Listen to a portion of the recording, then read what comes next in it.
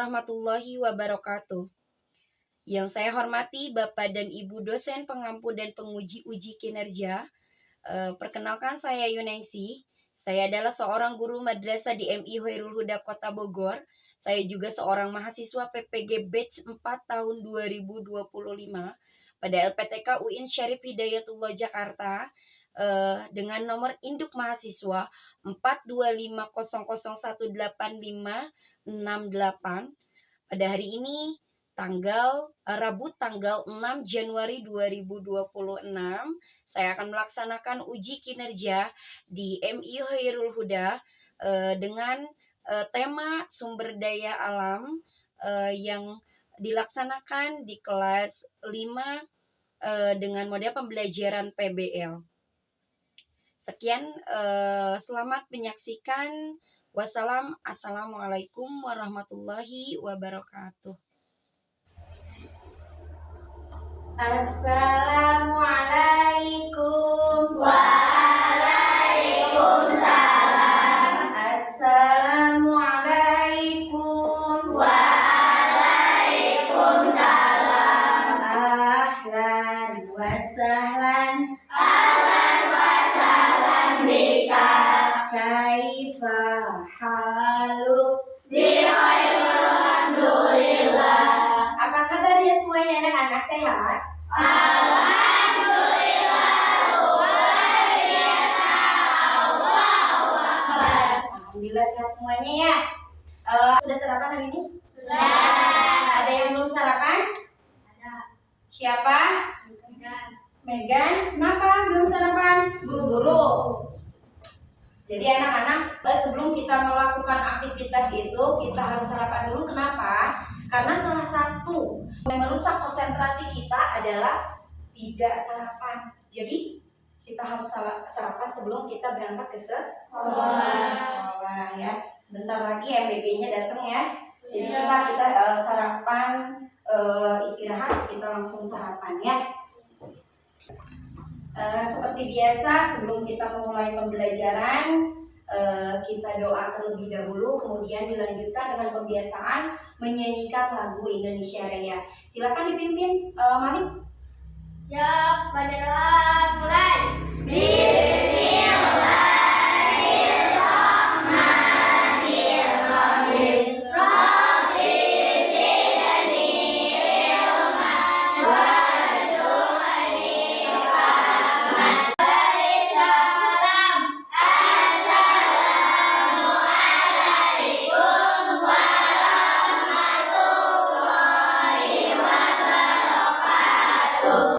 Waalaikumsalam warahmatullahi wabarakatuh. Baik anak-anak, kita lanjutkan. Sebelum kita memulai pelajaran, seperti kebiasaan kita akan menyanyikan lagu Indonesia Raya. Silahkan berdiri untuk menyanyikan lagu Indonesia Raya.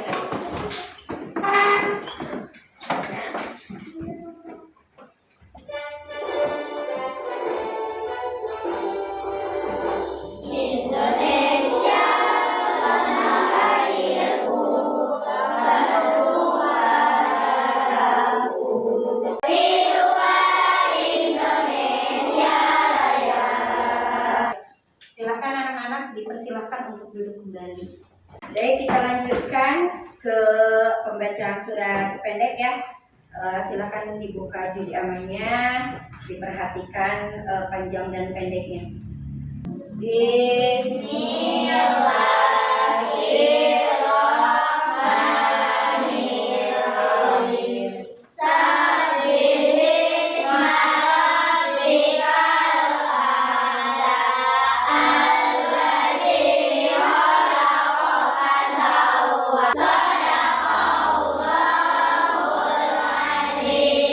Kita sudah memulai pembukaan. Sebelum kita memulai pelajaran, Ibu mengecek kehadiran terlebih dahulu ya. Kita absensi dulu. Ada yang tidak masuk hari ini?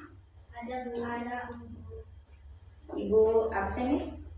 Alma, Adira, Akila, Alfat, Adiba, Azka, Delisa, Azkia, Dila, Embun, Nadira, Ervina, Nadira, Hildar Risma, Kalisa, Nadira, Kaivina, Nadira, Megan, Nadira, Muhammad Mali, Nadira, Muhammad Nafis, Novita, Nadira, Zahwa, Nadira, Rania, sakit, kemana? sakit, Sakit. Kita doakan ya. Mudah-mudahan teman kalian yang sakit hari ini oleh Allah diangkat penyakitnya dan diberikan kesembuhan dan bisa berkumpul kembali belajar bersama kita ya. amin. Baik anak-anak, sebelum belajar Ibu pengen tahu dulu kalian fokus belajar atau tidak. Karena kalau kalian tidak fokus susah untuk menerima pelajaran ya. Kita akan tepuk, namanya tepuk siang malam. Tahu? Tahu ya? Siang gimana? Berapa? Dua ya. Kalau tepuk pagi? Tepuk pagi 1, tepuk siang berarti 2. Kalau tepuk malam tidak boleh bersuara karena malam itu waktunya beristirahat. Tepuk pagi, tepuk siang, tepuk malam. Gitu ya. Tepuk siang, tepuk pagi, tepuk siang, tepuk malam, tepuk pagi, tepuk siang, tepuk malam.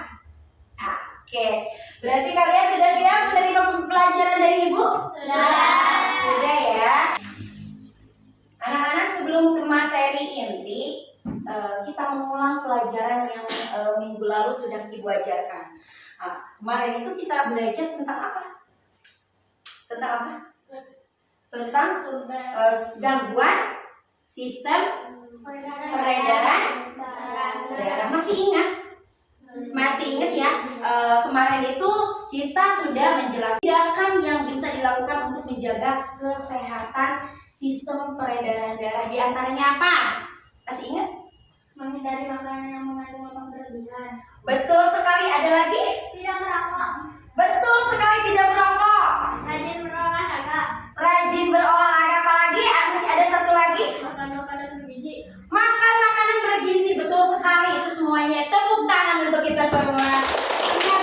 Ternyata anak-anak masih ingat juga ya dengan pembelajaran yang minggu kemarin ya. Di antaranya itu ya.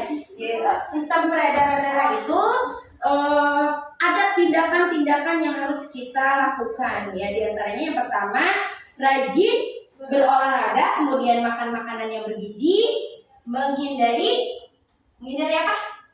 Makanan yang mengandung lemak berlebihan. Makanan lemak yang berlebih, kemudian rajin berolahraga, tidak merokok. Itu ya salah satunya supaya gangguan sistem peredaran kita itu lancar ya. Nah, anak-anak, hari ini kita akan belajar mengenai ini ya. Nah, sumber daya alam. Nah, kalau sumber daya alam, apa yang ada di pikiran kamu? Nah, sudah belajar di kelas 4 atau belum tentang sumber daya alam? Masih ingat? Tidak. Nah, kita akan belajar hari ini, kita akan belajar mengenai sumber daya alam. Kita akan bahas hari ini.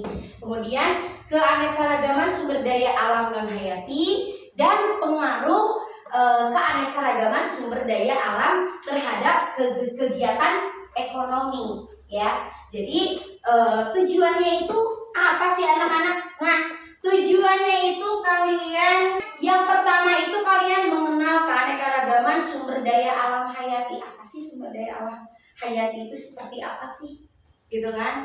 Nah, kemudian kalian juga harus mengenal keanekaragaman sumber daya alam non hayati. Ada sumber daya alam hayati, ada juga sumber daya alam non hayati. Nah, kemudian peserta didik mampu mengetahui pengaruh keanekaragaman sumber daya alam terhadap terhadap kegiatan ekonomi. Nah, ini tujuannya ya. Pertanyaan pemantik itu yang pertama, dapatkah sumber daya alam hayati seperti padi, ada ikan, bertahan hidup tanpa dukungan sumber daya alam hayati? Ya, nanti itu kita akan bahas ya. Sebenarnya bisa nggak ya hidup padi, ikan itu kan sumber daya alam hayati. Nah, hubungannya bisakah hidup? Ya, bisakah hidup tanpa dukungan sumber daya alam non hayati? Sumber daya alam hayati itu seperti apa? Sumber daya alam non hayati itu seperti apa? Kita akan bahas hari ini ya.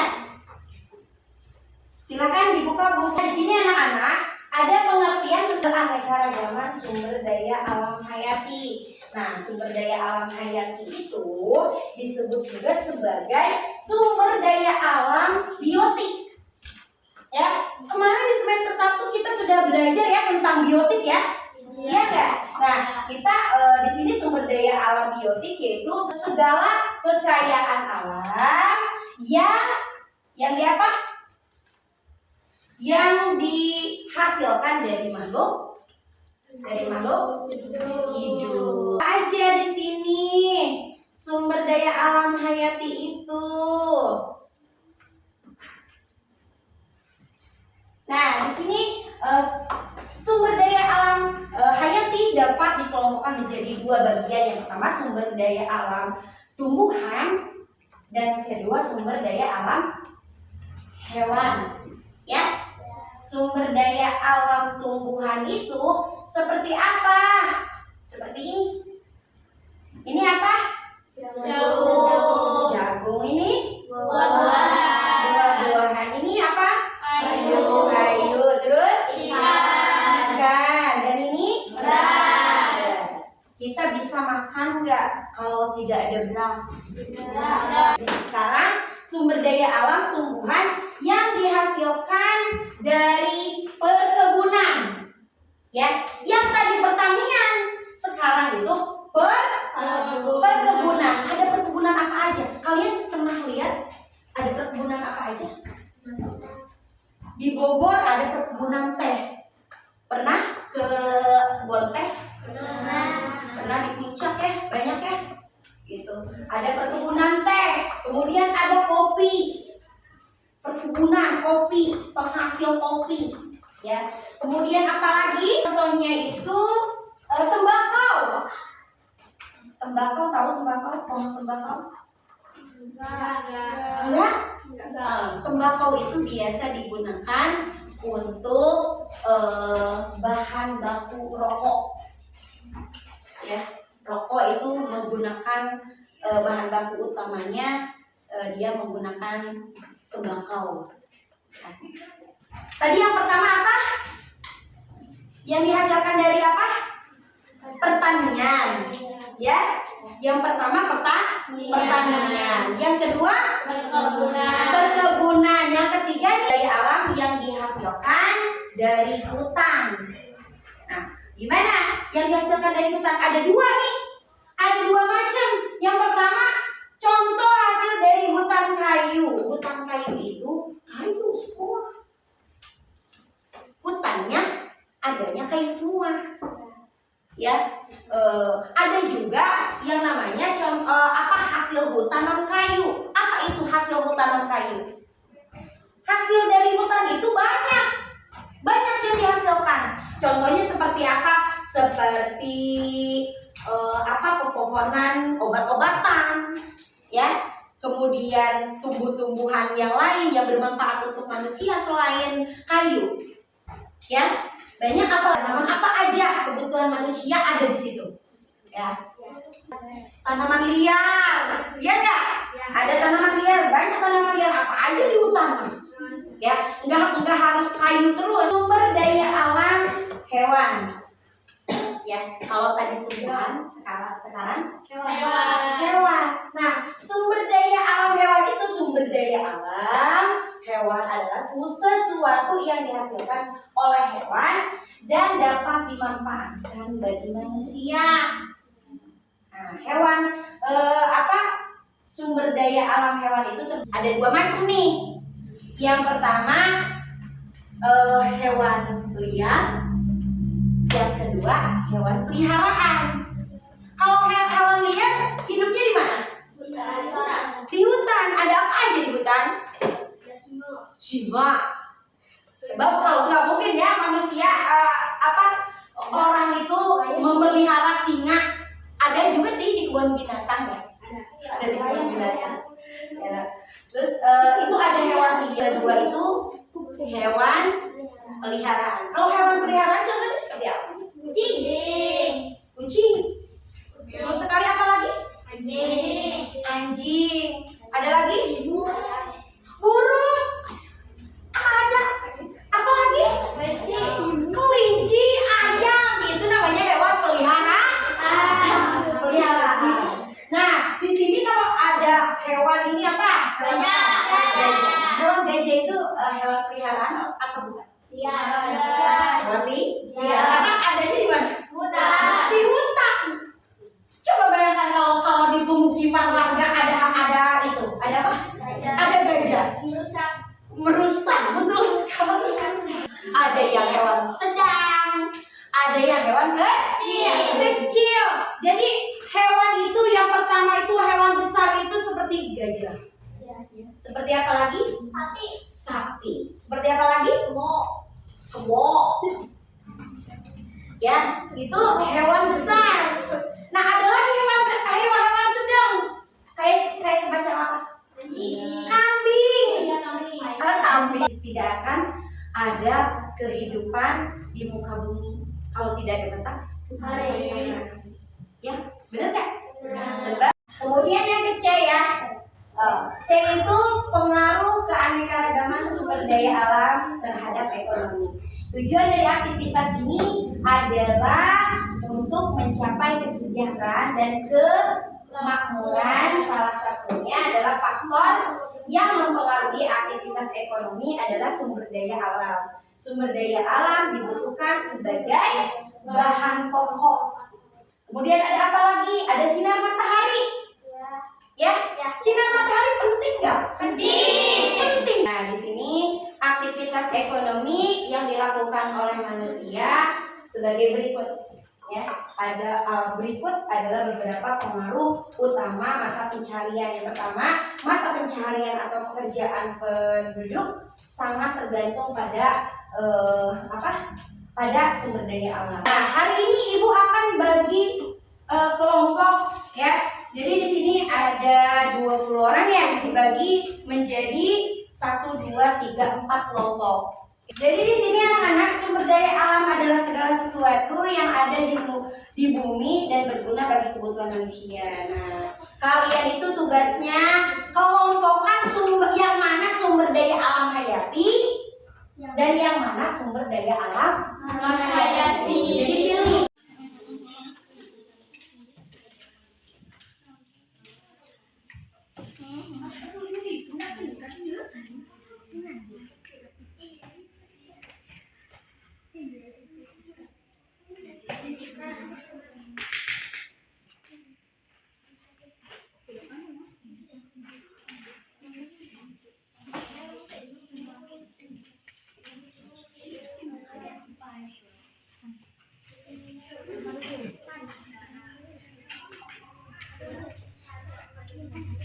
Ayo, siapa dulu yang mau presentasi hari ini?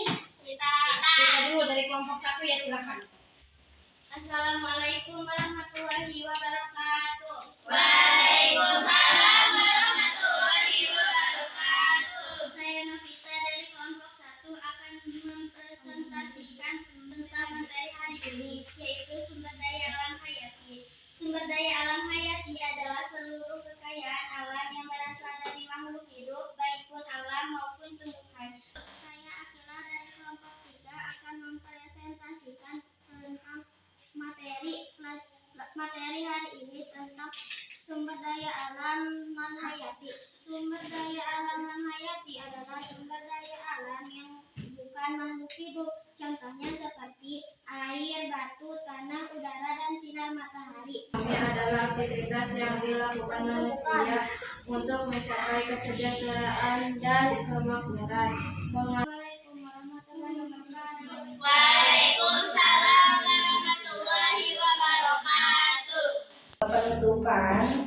yang mau ditanyakan? Silakan apabila ada pelajaran yang kurang dipahami atau kurang dimengerti, silakan ada yang mau bertanya. Izin bertanya, Bu. Ya, Kira, silakan. Jika hari ini matahari tidak terbit dan tumbuhan di bumi hilang, maka mana yang lebih dulu membuat manusia terancam punah? Mengapa, Bu? Oke, tidak akan ada kehidupan di muka bumi kalau tidak ada matahari. Ya, benar nggak?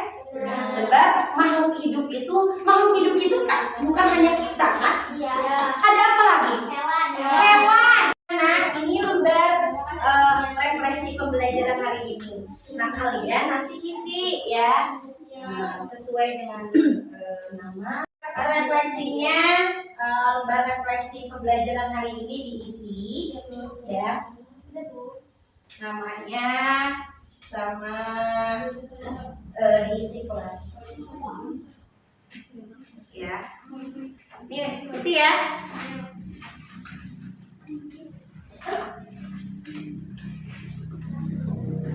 Ada yang sudah? Sudah. Silakan. Sini.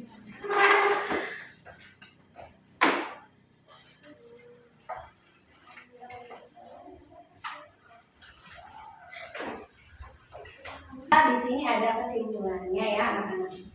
Jadi kesimpulannya, kegiatan ekonomi sangat bergantung terhadap banyak hal, mulai dari sumber daya alam kondisi barang, kemudian letak geografis, kegiatan ekonomi, dan akan bergerak jika para pelakunya sudah melakukan fungsi dan peranannya secara baik. Itu silakan kita tutup ya, pembelajaran hari ini dengan pembacaan doa.